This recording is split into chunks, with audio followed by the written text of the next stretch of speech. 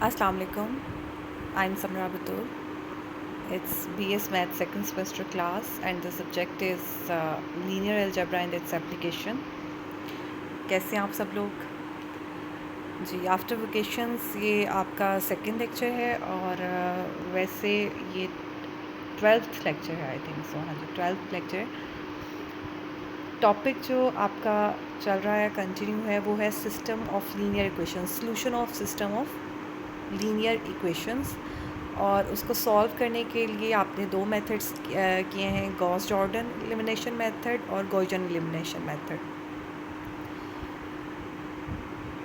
जो आप क्वेश्चंस कर रहे थे लास्ट लेक्चर में मैंने आपको क्वेश्चंस करवाए थे वो यही थे कि solve the following system of linear equation by Gauss Jordan method. उसके 3 या 4 क्वेश्चंस करवाए थे। लास्ट क्वेश्चन आपका है 16 और 17 क्वेश्चन मैंने आपसे कहा था आप खुद कीजिएगा, प्रैक्टिस के लिए छोड़ दिया। और ये जो लास्ट है क्वेश्चन नंबर 18 ये करवाऊँगी और उसके बाद ऑनवर्ड जो है आज इंशाल्लाह इस लेक्चर में इस एक्सरसाइज को और इस चैप्टर को हम कंप्लीट कर लेंगे। राइट, तो क्वेश्चन नंबर 18 है solve the following system of linear equation. जो सिस्टम आपको गिवन है इसमें 4 वेरिएबल्स हैं और 4 ही इक्वेशन है। तो सॉल्व करने के लिए सबसे पहले आपको इसका ऑगमेंटेड मैट्रिक्स बनाना पड़ेगा। क्योंकि ये नॉन होमोजीनियस सिस्टम है इसलिए ऑगमेंटेड मैट्रिक्स। अगर होमोजीनियस होता तो हम सिर्फ मैट्रिक्स ऑफ कोफिशिएंट ही को डील करते।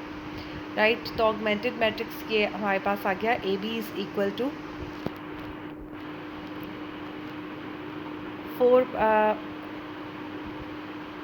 4/5 का ये मैट्रिक्स है। 4 रोज़ हैं, 5 कॉलम्स हो गए हैं। क्योंकि ये ऑगमेंटेड मैट्रिक्स है हमने इसमें कांस्टेंट वाला जो मैट्रिक्स बी है वो भी मर्ज कर दिया। Now we reduce it to reduced echelon form by applying row operation. और वो आपने इतनी ज़्यादा प्रैक्टिस की है, आई होप सो कि अब आपको पता चल गया होगा कि क्या करना है। फर्स्ट ऑफ ऑल तो हमें फर्स्ट एलिमेंट 1 चाहिए। 2 जगह पर 1 है, 4th रो में भी 1 है और सेकंड रो में भी 1 है, लेकिन 4th रो ज़्यादा आसान लग रही है इसलिए मैं 4 और 1 को इंटरचेंज करूँगी। अब 4 की जगह पर 1 आ गई है और 1 की जगह पर 4 आ गई है। नेक्स्ट स्टेप मेरा क्या होगा कि जो 1 है फर्स्ट एलिमेंट उस कॉलम में बाकी सारे ज़ीरो बनाने हैं बाय यूजिंग फर्स्ट रो। तो उसके लिए R2 minus R1, R3 minus 4R1, R4 minus 5R1, तभी हमारा कॉलम जो है वो ज़ीरो होगा। और बाकी रो में जो चेंजेस आएंगे वो एज इट इज़ लिख देने हैं आप लोगों ने। जी, अब आपके पास सेकंड, थर्ड और फोर्थ रो में है -2, -3 और -5। आपको सेकंड रो में भी -1 चाहिए -2 की जगह। तो उसके लिए आप क्या करेंगे, R3 माइनस R2 -2 से डिवाइड भी किया जा सकता था, लेकिन उससे कॉम्प्लिकेटेड हो जानी थी कैलकुलेशन। इसलिए हम लोगों ने क्या किया कि R2 माइनस R3 कर दिया। R2 माइनस R3 करने से हमारी जो आंसर्स आए हैं उसमें फ्रैक्शंस नहीं आई, तो आसानी हो जाएगी हमारे लिए फर्दर कैलकुलेशन में। तो आपकी अब सेकंड रो हो गई 0 1 3 4 0 और थर्ड और fourth row as it is लिख देनी है। अब सेकंड रो में जो 1 आ गया है हमारे पास फर्स्ट नॉन ज़ीरो एलिमेंट, इसके बाकी कॉलम के बाकी एलिमेंट्स को ज़ीरो करना है और यूज़ करनी है हमने सेकंड रो ही। तो R1 माइनस R2 कर देंगे, R3 plus 3R2, R4 plus 5R2 और बाकी जो चेंजेस आएंगे वो एज इट इज़ लिख दिया। एंड सो ऑन ये प्रोसीजर चलेगा 1/7 R3 एंड सो ऑन। ये आपके पास ऑगमेंटेड रिड्यूस एचेलॉन फॉर्म अभी नहीं आई इस में। अभी लास्ट कॉलम जो है वो आपका डील करने वाला रहता है। अब लास्ट कॉलम को डील किया और ये लें जी आपकी रिड्यूस्ड एचेलॉन फॉर्म आ गई। और rank of A is equal to rank of B and A is a non singular matrix और unique solution exist. Unique solution के लिए क्या चीज़ चाहिए होती है, एक तो ए जो है वो नॉन सिंगुलर हो और उसके अलावा number of variables is equal to number of equations. अगर ये दो चीज़ें आपकी हों तो फिर आपका जो है सोल्यूशन जो है वो यूनिक होता है। और ये आपका सोल्यूशन क्या आ गया, x1 is equal to 1, x2 is equal to -1, x3 is equal to -1 and x4 is equal to 1। Next question है शो दैट द सिस्टम। एक सिस्टम आपको गिवन है इसमें अब जो राइट साइड पे वैल्यूज़ हैं वो ए, बी और सी की फॉर्म में है. Now we have to show that this system is inconsistent if C is not equal to 2A minus 3B. इसके लिए आपको पहले पता होना चाहिए कि what is inconsistent system. Inconsistent system ऐसा सिस्टम है जिसका सोल्यूशन एग्जिस्ट नहीं करता, ना ही उसके इन्फिनिट सोल्यूशन एग्जिस्ट करें और ना ही उसके सोल्यूशन जो है वो यूनिक सोल्यूशन एग्जिस्ट करे. और उसके लिए क्या होना चाहिए, rank of A is not equal to rank of B. अगर ऐसा आ जाएगा तो आपका सोल्यूशन इनकन्सिस्टेंट हो जाएगा. तो इसको सॉल्व करें. ऑगमेंटेड मैट्रिक्स लेंगे क्योंकि नॉन होमोजीनियस सिस्टम है. जब आपने इसको सॉल्व किया तो ये आपके पास आ गया. सॉल्व करके आपने रिड्यूस एचेलन फॉर्म बनानी है. तो रिड्यूस एचेलन फॉर्म से पहले आपके पास आ गया 10 माइनस 2/5, यानी आपके पास जो थर्ड रो है उसमें 3 ज़ीरोज़ हैं, यानी ए का रैंक जो है वो बी के रैंक के ए बी के रैंक के इक्वल नहीं आए. Rank of A is not equal to rank of B. The given solution is inconsistent. That is only possible when -2a + 3b + c is not equal to 0. Right. Inconsistent होने के लिए क्या चीज़ ज़रूरी होती है कि रैंक ऑफ ए जो है वो रैंक ऑफ ए बी के इक्वल ना आए. अब आपको वैसे तो नज़र आ रहा है कि rank of A is not equal to rank of B, लेकिन क्योंकि हमें 2a 3b और c की वैल्यूज़ नहीं पता, तो इसलिए हम ये कहेंगे कि ये तभी पॉसिबल है जब ये -2a + 3b + c is not equal to 0 हो, तभी ये सिस्टम जो है इनकन्सिस्टेंट होगा. तो इज़ नॉट इक्वल टू 0 और कंडीशन आपने बना दी. So the given system is inconsistent if C is not equal to 2a - 3b. यही हमने शो करना था और ये क्वेश्चन हो गया. जी, नेक्स्ट आपका जो क्वेश्चन है ये एप्लीकेशन ऑफ मैट्रिसेस है. यानी आपने सिस्टम ऑफ लीनियर इक्वेशन को सॉल्व करना सीख लिया, लेकिन रियल लाइफ में आपको कैसे प्रॉब्लम्स आते हैं उनकी आपने उनको लीनियर सिस्टम में जो है वो कन्वर्ट करना और फिर उसको सॉल्व करके अपने प्रॉब्लम का सलूशन फाइंड आउट करना. तो क्वेश्चन है, a soap manufacturer decides to spend 600,000. अब ऐसा ही सिस्टम ऐसे ही पढ़ते हैं 600,000. ऐसे आप इसको 6 lakhs भी कह सकते हैं. तो rupees on radio, magazine and TV advertising. If he spends as much on TV advertising as in magazines and radio together, and the amount spent on magazine and TV combined equal 5 times that spent on radio, what is the amount to be spent on each type of advertising? ये जो complicated सा आपको problem नज़र आ रही है, इस complicated problem को हम कन्वर्ट करेंगे linear system of linear equation में और उसको सॉल्व करके आप जो है इस प्रॉब्लम का सलूशन निकालेंगे. तो सबसे पहले तो आपको अपने वेरिएबल्स डिसाइड करने हैं. तो वेरिएबल्स डिसाइड करने हैं कि मैं किसको क्या नाम दे रही हूँ. तो let x1 x2 x3 be the amounts in rupees spent on radio, magazines and TV advertising respectively.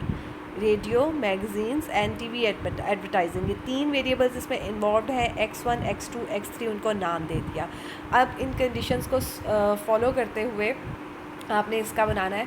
जी, पहली आपकी कंडीशन क्या है, क्या soap manufacturer decide to spend 6 lakhs rupees on radio, TV advertising and magazine, यानी तीनों पे उसने total जो अमाउंट खर्चनी है वो क्या है, 6 lakhs है, 600,000.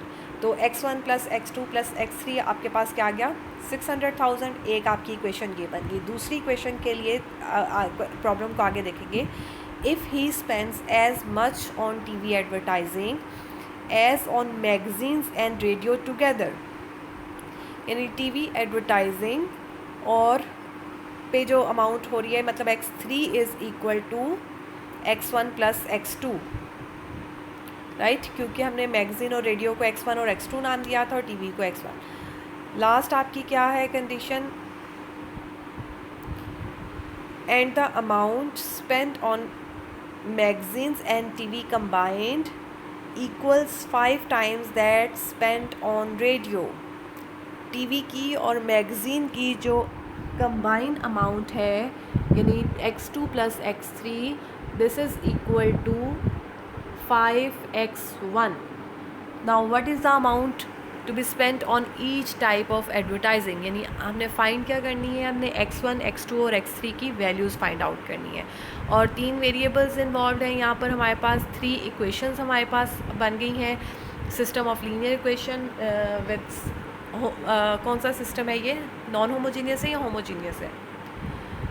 ये नॉन होमोजीनियस है क्योंकि इसमें 600,000 इन्वॉल्व है। ठीक है, एक भी अगर नॉन ज़ीरो वैल्यू है तो इसका मतलब आपका सिस्टम जो है वो नॉन होमोजीनियस है। आपको इसका ऑगमेंटेड मैट्रिक्स ही लेना है और उसका सॉल्व करना है। तो हम ऑगमेंटेड मैट्रिक्स लेंगे और मैंने आपसे कहा कि जब आप पे हो कि आपने जौन से मर्जी मेथड से इसको सॉल्व करें तो आप हमेशा गॉस जॉर्डन मेथड यानी इसको रिड्यूस्ड एचेलन फॉर्म में कन्वर्ट करें। उससे जो है आपकी कैलकुलेशन मुझे ऐसा लगता है कि आसान हो जाती है, बजाय इसके कि आप एचेलन फॉर्म में करें और फिर बाद में आप वो जो लीनियर इक्वेशंस हैं उनको साइमल्टेनियसली सॉल्व करें, तो प्रोसीजर थोड़ा लेंथी हो जाता है। तो अब ये तो अब गाइड नहीं करूँगी क्योंकि इतने ज़्यादा आपने क्वेश्चंस कर लिए हैं कि कैसे रिड्यूस एचेलन फॉर्म में करना है। बस ये मेक श्योर कि आप मिस्टेक ना करें इससे करते हुए, और ये सॉल्व करके अगर आपका ये रिड्यूस्ड एचेलन फॉर्म में आ जाता है। आ गया जी, बिल्कुल सही है, हमारा आ गया। और रैंक ऑफ ए और रैंक ऑफ ए भी बराबर है, और ए जो है वो नॉन सिंगुलर। आपको कैसे पता चला कि ए नॉन सिंगुलर है? ये मैंने करवाया था, जब मैंने आपको करवाया था कि how to find the inverse by using row operations. तो मैंने आपको कहा था कि ये कैसे पता चलता है कि आपका मैट्रिक्स जो है इन्वर्टिबल है या नहीं है। अगर मैट्रिक्स इन्वर्टिबल नहीं होता तो उसकी कोई एक रो जो है वो ज़ीरो आ जाती है, कोई एक रो या कोई एक कॉलम पूरे का पूरा ज़ीरो आ जाता है जब आप उसे आइडेंटिटी मैट्रिक्स बनाने की कोशिश करते हैं। और अगर वो नहीं आता तो इट मीन्स वो नॉन सिंगुलर है और इन्वर्टिबल है, यानी उसका इन्वर्स भी एग्जिस्ट करता है, राइट। तो क्योंकि यहाँ पर आपका जो ए है वो आपके पास आइडेंटिटी मैट्रिक्स बन गया, नहीं रिड्यूस एचेलन फॉर्म में आ गया। एक ये भी था ना उसमें आपके पेपर में MCQs कि वो डायगनल मैट्रिक्स भी था और वो रिड्यूस्ड एचेलन फॉर्म भी थी, एचेलन फॉर्म भी थी, ऑल ऑफ दीज थी। आपने उसको पता नहीं क्यों डायगनल मैट्रिक्स कहा, आपको वो रिड्यूस एचेलन में नहीं लगा था, दोनों लगे थे ना आंसर्स ठीक। तो आपको थर्ड वाला फिर आपको चूज़ करना चाहिए था, फोर्थ वाला ऑप्शन चूज़ करना चाहिए था, आपने थर्ड पता नहीं क्यों सब स्टूडेंट्स ने किया था। लेकिन वैसे ये अच्छी बात थी आप लोगों के पेपर की, सॉरी टू से दैट, कि सेम ही था। अब मुझे नहीं पता कैसे, या तो आप लोग सारों को यूनिटी इतनी है कि समझ ही एक जैसी आई, ऑब्जेक्टिव स्पेशली ऑब्जेक्टिव आप लोगों का ना काफ़ी स्टूडेंट्स ने सेम मिस्टेक्स की हुई थी। खैर ये जो आपका सॉल्यूशन आ गया, ये प्रॉब्लम सॉल्व हो गया। फर्दर एप्लीकेशन जो सिस्टम ऑफ लीनियर इक्वेशंस है कि आपको नेटवर्क फ्लोइंग, जो नेटवर्क प्रॉब्लम्स हैं, नेटवर्क फ्लो प्रॉब्लम्स हैं, उनको डील करना आसान हो जाता है by using system of linear equations.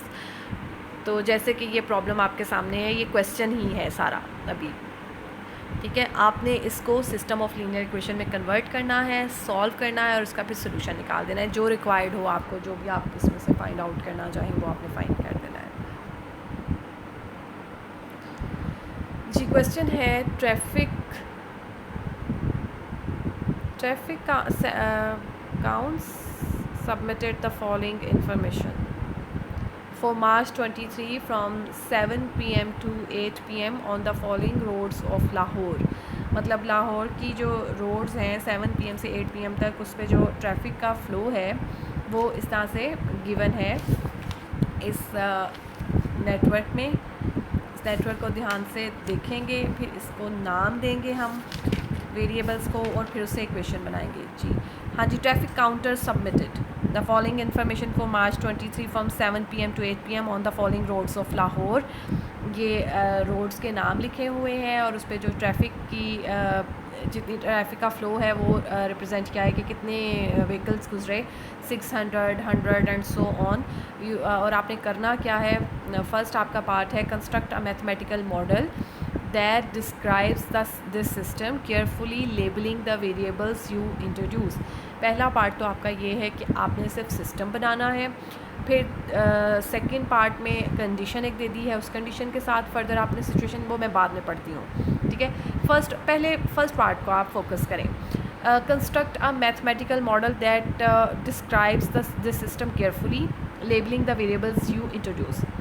तो सबसे पहले हमने जो वेरिएबल्स हम इंट्रोड्यूस करवाएंगे, हम किसको क्या नाम दे रहे हैं वो हमने इंट्रोड्यूस करवाने हैं, और उसके लिए आप आ जाएंगे यहाँ पर। ये आपका नेटवर्क था, आपने इसको नाम दे दिया। It's totally up to you कि आप इनको क्या नाम दे रहे हैं। ज़रूरी नहीं है कि ये ए वाले को x1, हाँ आसान होता है, मतलब जैसे अगर ABCD है तो आप A से x1 ही शुरू करें तो ज़्यादा बेटर है, ठीक है। लेकिन अगर इस तरह की कोई और कन्फ्यूजिंग सिचुएशन हो जाती है तो आप जो मर्ज़ी नाम देते हैं वेरिएबल्स को, आपका उस तरह से सोल्यूशन आ जाएगा और सोल्यूशन आपका ठीक ही आएगा, ठीक है। अब यहाँ पर लेकिन हाँ, आपने ये जो है थोड़ा सा ट्रिकी होता है, इसको ध्यान से आपने बाद में इक्वेशंस ध्यान से बनानी है। Labelling it's not a big deal, लेकिन उसके बाद उसकी जो इक्वेशन बनानी है वो आपने ध्यान से बनानी है। तो मैंने इसको नाम दे दिया x1, x2, x3, x4, x5 और x6 और x7 तक नाम दे दिए, राइट। अब आप ये देखें, आपने इक्वेशन बनानी है। x1 600 आ रही हैं, ठीक है, व्हीकल्स आ रहे हैं जिसमें से 100 ऊपर को जा रहे हैं और कुछ x1 वाली साइड पे जा रहे हैं। तो 600 इज़ इक्वल टू, और x2 वाली साइड से भी व्हीकल्स आ रहे हैं, तो x2 plus 600 is equal to x1 plus 100। Clearly समझ आइए आपको, ध्यान से देखें। यहाँ पे 600 है, ए जो कॉर्नर है जहाँ पे ए लिखा हुआ है उसको फोकस करें। ए कॉर्नर से आप देखें कि 600 वाली साइड से भी आ रही हैं, व्हीकल्स आ रहे हैं। x2 वो पता नहीं कितने हैं वो भी आ रहे हैं, और वहाँ से वो दो साइड पे जा रहे हैं, एक 100 वाली साइड पे जा रहे हैं और एक x1 वाली साइड पे जा रहे हैं। यानी 600 और x2 जो है वो इज़ इक्वल टू हो गए x1 प्लस 100 के। तो ये आपकी पहली इक्वेशन बन गई, x2 plus 600 is equal to x1 plus 100। इस तरह से आपने बाकी की सारी इक्वेशंस भी बनानी है। हर कॉर्नर पे आपने चेक करना है और इक्वेशन। अब जैसे बी कॉर्नर पे आप देखें, x1 और x4 आ रहे हैं और वो जा कहाँ रही हैं, दो साइड्स पे जा रही हैं, एक 200 हो गया और एक x3 हो गया। तो x1 plus x4 is equal to 200 plus x3, ये देख लें, x1 plus x4 is equal to x3 plus 200। दूसरी इक्वेशन बन गई। इसी तरह जितने कॉर्नर्स हैं, 1 2 3 4 5 6 6 आपकी जो है इक्वेशंस बन जाएंगी, और साथ में भी आई थिंक सो बन जाएगी क्योंकि 7 वेरिएबल्स हैं। अब आप सी कॉर्नर पे आ जाएं। सी कॉर्नर पे क्या है, x5 plus x3 is equal to 1500 plus 100, और जो आपका डी कॉर्नर है वहाँ से x6 plus 400 is equal to x2 plus 450। E corner पे भी बना दी, और एफ़ कॉर्नर पे अब आप देखें, एफ़ कॉर्नर पे क्या है, एफ़ कॉर्नर पे है 400 आ रही हैं, 350 आ रही हैं, और वो जा कहाँ आ रही हैं x7 और x6 पे। तो 400 plus 350 is equal to x5 plus x7, ये x5 है।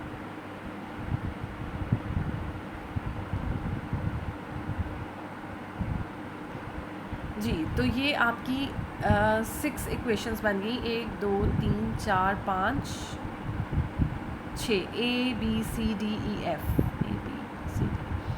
6 के 6 कॉर्नर्स पे आपने इसको चेक किया, इक्वेशंस बनाई। इन इक्वेशन को थोड़ा सा सिंप्लीफाई करके लिख लें ताकि आपके वेरिएबल्स एक साइड पे हो जाए, कांस्टेंट एक साइड पे हो जाए। ये लें जी, ये आपका बन गया। ये है फॉलोइंग सिस्टम ऑफ इक्वेशंस। ये आपका फर्स्ट पार्ट जो है उसका वो सॉल्व हो गया। आपने जस्ट इतना ही करना था कि इसको इक्वेशन की फॉर्म में लिखना है। फिर उसके बाद आप इसको, अगर आपने सोल्यूशन निकालना है तो आपने ऑगमेंटेड मैट्रिक्स की फॉर्म में लिख लेना है। ऑगमेंटेड मैट्रिक्स की फॉर्म में लिखेंगे 2 from equation 4 we have x6 is equal to x2 plus 50। अब ये हम ये आपने ऑगमेंटेड मैट्रिक्स की फॉर्म में लिख दिया, लेकिन क्योंकि हमें सोल्यूशन निकालने का नहीं कहा गया, हम सोल्यूशन नहीं निकालेंगे। अब आ जाएँ आप सेकंड पार्ट की तरफ। सेकंड पार्ट क्या है? Show that there must be at least 50 vehicles travelling on the section of left lane to Hall Road from Beedon Road during the count.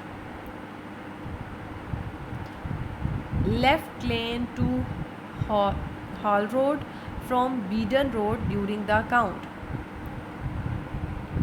Left lane है यहाँ पर, लेफ़्ट लेन से हाल रोड की तरफ जा रहे हैं। हाल रोड कहाँ पर था? लेफ़्ट लेन से हाल रोड की तरफ थ्रू बीडन रोड, और ये कितने हैं? 50 व्हीकल्स, राइट। ये अब सेकंड पार्ट है। अगर ऐसा हो, ये आपने शो करना है कि जो ये जो उसने पोर्शन दिया हुआ है on the section of left lane to hall road from beadon road during the count, तो वो 50 व्हीकल्स हैं। अब इसका सोल्यूशन देखें। From equation 4 we have x6 is equal to x2 plus 50, right. ये इक्वेशन 4 जो आपने कॉर्नर पे बनाई थी उसके, which shows that if x2 is equal to 0 then least number of vehicles travelling on the section of left lane to Hall Road from Beedon Road during the count is 50, right। तो at least तभी होंगे जब x2 पूरे का पूरा 0 होगा, और यही हमने शो करना था कि कम से कम इतने तो होंगे। 50 तो ट्रैवल करेंगे ना, और 50 से ज़्यादा भी हो सकते हैं। एटलीस्ट का ये मतलब है कम से कम, तो ज़्यादा से ज़्यादा हो सकते हैं। अगर x2 से जितने भी आ रहे होंगे वो इसमें ऐड हो जाएंगे। तो ये शो हो गया। उसके बाद थर्ड पार्ट क्या है? The city planners are inclined to take this traffic count as typical rush hour evening traffic in this area in their planning of the annual closure। मैं बुक से पढ़ती हूँ यहाँ पे, तो हाँ जी। Rush or evening traffic in this area in their planning of the annual closure of left lane between Queens Road and Beedon Road for repair। How much traffic can be expected on the right lane between Queens Road and Beedon Road? ये third part है और इसको आपने solve करना है। इसके लिए क्या है? The city planners are inclined to take this traffic count as typical rush hour evening traffic in this area in the planning of the annual closure of left lane between Queens Road and Beedon Road for repair। ठीक है, queens road and beadon road को जो है वो repair के लिए बंद करना है। How much traffic can be expected on right lane between queens road and beadon road, तो अब उसकी राइट साइड पे कितनी ट्रैफिक जो है एक्सपेक्टेड होगी। तो अगर रिपेयर के लिए बंद करना है उसका मतलब वहाँ पे तो कोई traffic, because of closure of left lane between queens road and beadon road we have x7 is equal to 0, क्योंकि आप नेटवर्क फ्लो में देखिएगा कि क्वींस रोड और बीडन रोड के लेफ्ट में x7 ही है। तो अगर वो हम बंद कर रहे हैं रिपेयर के लिए, इसका मतलब वहाँ पे कोई ट्रैफिक नहीं होगी, वो x7 0 होगा। तो फिर बाकी की ट्रैफिक कितनी होगी? Then we can obtain x3 the number of vehicles expected on right lane between queens road and on beadon road from equation 3 and 6। x5 is equal to 750, यानी अब जो बाकी की इक्वेशंस हैं उसमें आप x7 is equal to 0 put करेंगे तो x5 इज़ इक्वल टू 750 आ गया। x3 plus 750 is equal to 600, यानी x3 इज़ इक्वल टू 850 आ गया। तो x3 वाली साइड पे आपको 60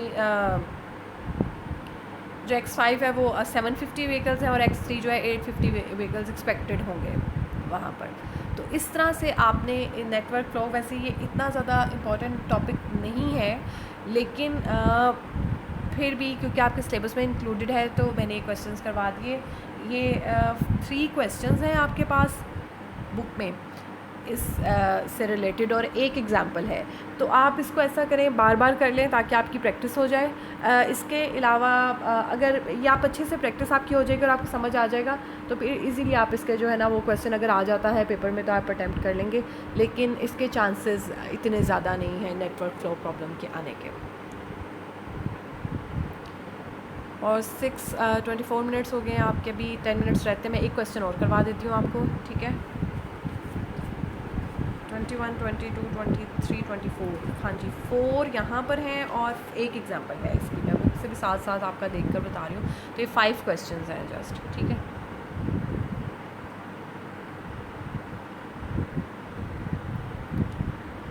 मैंने कहा एक फ़र्स्ट क्वेश्चन करवा दिया, एक आपको लास्ट करवा देती हूँ, ठीक है। बाकी आप जो है ना, आपके पास नोट्स अवेलेबल हैं, आप उससे कर लीजिएगा। हाँ, और अगर बुक है तो वेल एंड गुड, आप एग्जांपल भी ज़रूर कीजिएगा जी। क्वेश्चन नंबर 24 है, the flow of traffic at the Kalma Chowk on Ferozepur road Lahore is shown below. ये आपकी है कलमा चौक। अगर आप लोगों ने देखा हो तो वो राउंड अबाउट है ना वहाँ पे, तो राउंड अबाउट है और उस पर ट्रैफिक का जो फ़्लो है उसको ये शो कर रही है, ये जो आपका नेटवर्क है। तो इसका फर्स्ट पार्ट है solve the system. First of all you have to convert this problem into a linear system, a system of linear equations, and then you have to solve it, right, to find the solution। मतलब उसकी जो values हैं variables की, जो unknown variables हैं उसकी values हैं, उसको फाइंड करें जो यहाँ पर गिवन है। इस क्वेश्चन में आपको गिवन है कि x1 क्या है, x2 क्या है, x3 या x4 क्या है। आपने जस्ट वो इक्वेशंस बनानी है, और इक्वेशंस आपको बनानी सिखाई हैं। दोबारा से रिपीट कर देती हूँ। x1 कहाँ पर है, x1 को फोकस करें। अब आप देखें x1 x1 जा रहा है और 100 आ रहा है, और वो आगे कहाँ पे जा रहा है, x2 में। तो x1 plus 100 is equal to x2। ये एक इक्वेशन बन गई। ये बी कॉर्नर है। ए कॉर्नर पे क्या है, ए कॉर्नर पे अच्छा, ये 200 का ना एरो गलत लगा हुआ है, एरो ऊपर को आना है इसका 200 का, ये इधर मिस्टेक है। तो x4 नहीं, बुक में भी नीचे को ही है, आप ऐसे फिर इसको इस तरह ही करें। x4 is equal to x1 plus 200, ठीक है। x4 is equal to x1 plus 200। A corner की बात हो गई, बी कॉर्नर की भी। अब सी कॉर्नर पे आप आएँ। सी कॉर्नर पे क्या है, x2 plus 200 is equal to x3, और डी कॉर्नर पे क्या है, x3 is equal to 100 plus x4। तो ये 4 कॉर्नर्स थे, 4 कॉर्नर्स की हमने 4 इक्वेशंस बना ली, और आप ये देखिएगा ये सेम वही इक्वेशंस बनी हुई हैं, right. x1 plus 200 is equal to x4, और x1 plus 100 is equal to x2 and so on. 4 equations बन गई। इनको थोड़ा सा सिंप्लीफाई कर लें, वेरिएबल्स एक साइड पे कर लेते हैं हम, और जो कांस्टेंट वैल्यूज़ हैं उनको दूसरी साइड पे कर दें। और उसके बाद आपने जो है इसका वो ऑगमेंटेड मैट्रिक्स बनाना है, क्योंकि नॉन होमोजीनियस सिस्टम है। x1 minus x4 is equal to minus 200 का क्या मतलब है कि आपकी फ़र्स्ट रो क्या बनेगी, 1 0 0 -1, और बस 4 ही वेरिएबल्स हैं और 4 इक्वेशंस हैं। तो जो वेरिएबल यहाँ पे प्रेजेंट नहीं है उसकी जगह पे 0 आएगा। ये तो आपको पता है ना, मैं फिर भी रिपीट कर देती हूँ कि कहीं आपके जहन से ना निकल गया हो, ठीक है। और इसी तरह सेकेंड, थर्ड और फोर्थ इक्वेशन को जब आपने ऑगमेंटेड मैट्रिक्स की फॉर्म में लिख लिया, ये आपके पास ऑगमेंटेड मैट्रिक्स आ गया। और ये तकरीबन आसान ही होता है इसको सॉल्व करना, थोड़ा अरेंज कर लें। और आपका जो है ये रिड्यूस एचलन, इसकी रिड्यूस एचलन होने में 2-3 है। एक फ़र्स्ट रो का -1 ख़त्म करना है, थर्ड रो का, सेकंड रो का 1 ख़त्म करना है। इस तरह सोच चलें, इसको सॉल्व करते हैं ना। तो R2 माइनस R1 कर लें, ठीक है। फिर -1 R2 किया, फिर R3 minus R2। Reduce एचलन form में ला रहे हैं जस्ट हम लोग। तो लेंथी क्वेश्चन, यानी 4 वेरिएबल्स और 4 है, इतना लंबा भी नहीं है ऑगमेंटेड मैट्रिक्स, इजीली आप कर लेंगे। आपने तो इससे मुश्किल भी किया है। क्वेश्चन नंबर 16 था, उसमें तो 6 वेरिएबल्स और एक 7 वेरिएबल्स वाला भी किया हुआ है।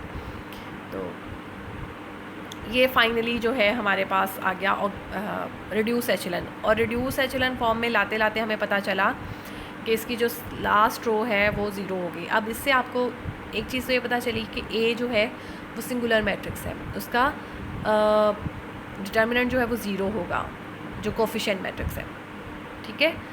जो हर जगह हमें लिख देते हैं ना, यहाँ पे ए इज़ नॉन सिंगुलर, वो इस वजह से लिखा हुआ है। वो इस तरह से पता चलता है कि लास्ट रो जो है उसकी वो पूरी 0 ना हो। अब इसमें 0 हो गई है, तो ये नॉन सिंगुलर। लेकिन इसका सोल्यूशन एग्जिस्ट करता है, क्यों? क्योंकि rank of A is equal to rank of B. Infinite solution exist करेंगे, लेकिन करेंगे। Rank of A is equal to rank of B, so solution exist. And the solution is, solution आपने इसी तरह से लिख देना है जैसे ऊपर लिखे हुए हैं। x3 minus x4 is equal to 100, x2 minus x4 is equal to -100, and x1 minus x4। अब इसमें क्या है, x4 इज़ आर्बिट्रेरी, पूरा जो ट्रैफिक का फ़्लो है वो डिपेंड कर रहा है X4 पे। जितनी X4 की होगी उसके हिसाब से जहाँ से जितने व्हीकल्स X4 से आएंगे उतने आगे चले जाएंगे। ठीक हो गया, सोल्यूशन आ गया। अब हम इसका सेकंड पार्ट पढ़ते हैं। सेकंड क्या था इस क्वेश्चन में? Find the traffic flow when X4 is equal to 300। अब सारी मैंने आपको पहले ही बताया कि हमारा जो सोल्यूशन है वो X4 पे डिपेंड कर रहा है, तो उसने X4 की वैल्यू आपको दे दी 300। अब जस्ट X4 की जगह 300 डालें और इसके आंसर्स बता दें। If X4 is equal to 300 then ये फ़्लो आपका आ गया, सोल्यूशन आ गया, और end of system of linear equation. आपका ये चैप्टर भी ख़त्म हो गया, एक्सरसाइज भी ख़त्म होगी। प्लीज़ प्रैक्टिस करें, ज़्यादा से ज़्यादा प्रैक्टिस करें। इतने मुश्किल क्वेश्चंस नहीं हैं, आसान है। पेपर भी होपफुली इसका इतना ज़्यादा मुश्किल नहीं आता, ठीक है। लेकिन हाँ, लेंथी पेपर होता है क्योंकि क्वेश्चंस लेंथी, और इसमें ना छोटी छोटी कैलकुलेशंस हैं जो आपने बहुत ध्यान से करनी है।